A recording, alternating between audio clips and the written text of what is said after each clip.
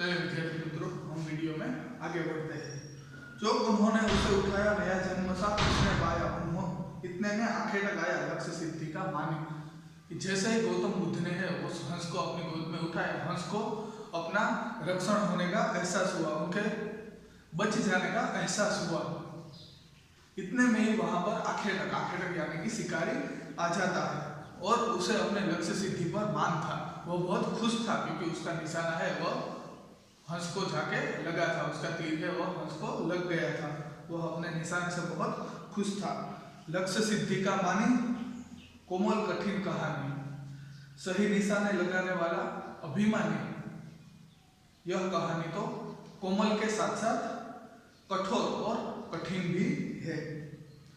मांगा उसने आहत पक्षी, तेरे तात किंतु थे रक्षी, तब उसने जो था खग बख्शी, हट करने की ठानी। वह शिकारी आया और तेरे पिताजी से वह पक्षी है वह मांगने लगा। मांगा उसने आहत पक्षी, शिकारी ने आकर घायल पक्षी को मांगा, लेकिन उसकी रक्षा तेरे पिताजी कर रहे थे, वह उसके रक्षक थे। उन्होंने वह पक्षी देने से मना कर दिया। शिकारी ने आकर घायल पक्षी मांगा, लेकिन तेरे पिताजी उसके रक्षक थे, उन्होंने पक्षी देने से मना कर दिया। फिर भी वह जो मांस खाने वाला शिकारी, खगभक्षी यानी कि मांस खाने वाला, पक्षी का मांस खाने वाला, फिर भी पक्षी का मांस खाने वाला वह शिकारी वह पक्षी लेने की जिद करने लगा और वह अपनी जिद पे आकर वहीं पर बैठ गया कि अब मुझे यह पक्षी चाहिए ही चाहिए। वह पक्षी लेने की जिद करने लगा। आगे हट करने की ठानी, अब बढ़ चली कहानी। शिकारी ने हट पकड़ी, अब तो यह कहानी सुननी ही पड़ेगी। हुआ विवाद सदैव निर्दय में, उभय आग्रही थे स्व विषय में। दोनों के बीच विवाद होने लगा, दोनों के बीच थे वह विवाद होने लगा कि इस पक्षी पर किसका हक है, इस दया भाव वाले व्यक्ति का या फिर इस निर्दय का।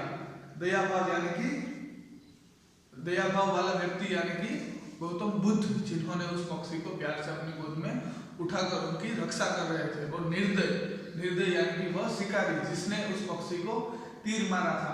दोनों में है वह विवाद होने लगा कि इस पक्षी पर किसका हक है, यह पक्षी किसको मिलना चाहिए।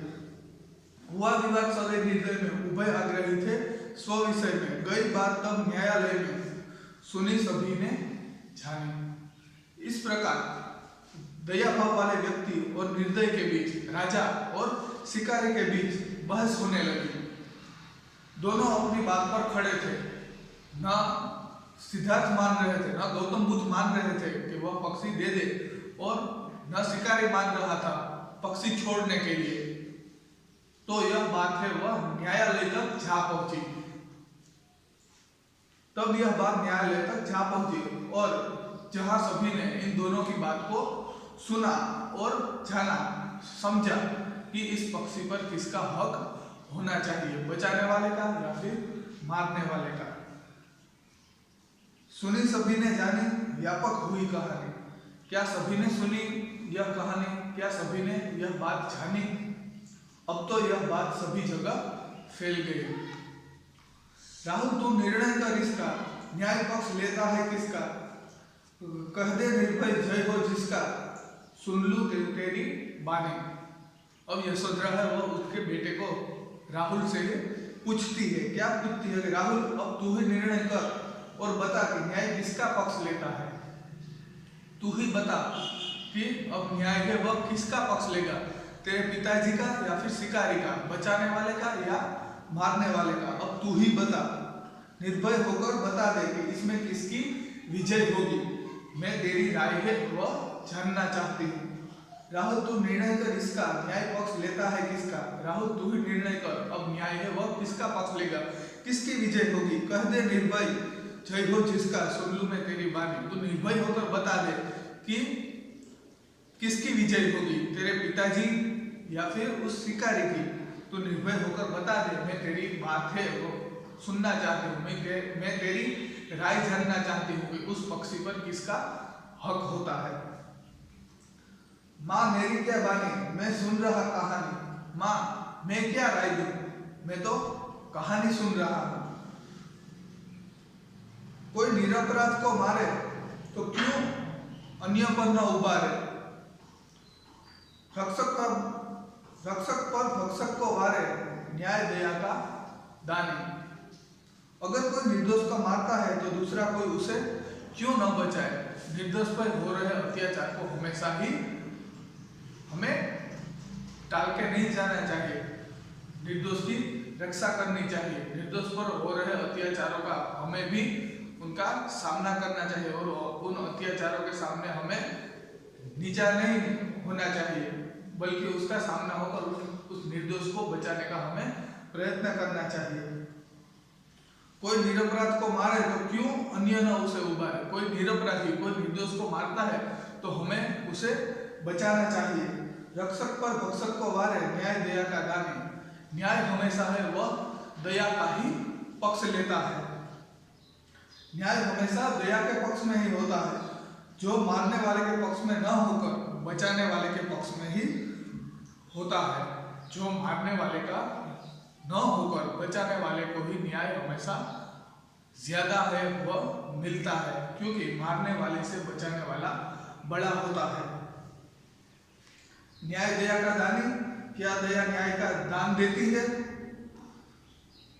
तूने सुनी कहानी, हाँ सच में तूने कहानी अब सुनी भी और तूने यह पूरी कहानी है वह समझ ही ली कि किस पर न्याय हुआ, उस हंस पर किसका अधिकार हुआ। क्योंकि गौतम बुद्ध ने, सिद्धार्थ ने उस हंस को बचाया था और जो शिकारी था उसने उस हंस को घायल करके उसका शिकार किया था। पर न्यायालय में जब यह बात पहुंची तो न्याय हुआ कि मारने वाले से बचाने वाला बड़ा होता है। इसलिए जो सिद्धार्थ उस हंस के जो रक्षक थे उसकी रक्षा कर रहे थे, उस पर ही पहला हक है, वही हंस के मालिक है, वही उन पर ही वही हंस को अब रखेंगे।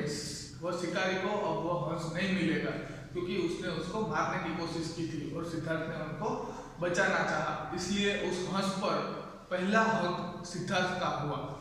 तो यहाँ पर यह हमारी कहानी है वह पूर्ण होती है, यह काव्य है वह पूर्ण होता है। काव्य के लेखक का नाम है, काव्य के अंत में दिया है, मैथिली शरण गुप्त।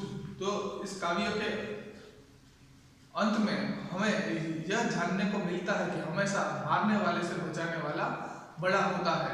और न्याय में भी अगर हम देखें तो न्याय भी उसी पक्ष में जाता है जो किसी की मदद करता है, जो किसी को बचाता है। इसलिए हम कह सकते हैं कि मारने वाले से बचाने वाला बड़ा होता है।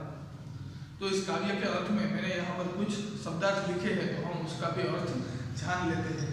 शब्दार्थ: सुरभि यानी कि सुगंध, झलमल यानी कि चमक, सर यानी कि तीर, पक्ष यानी कि पंख, आखेटन शिकारी, आहत यानी कि चोट खाया हुआ।